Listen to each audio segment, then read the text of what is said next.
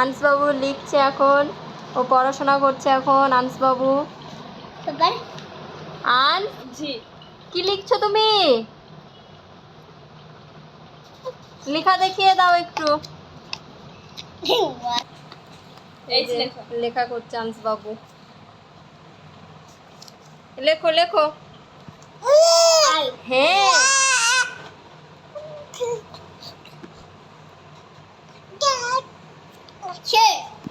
J হ্যাঁ খেতে হয়, অনেক লিখে ফেলেছে, এবার খাও, লুচি করো। এল লেখো। হয়েছে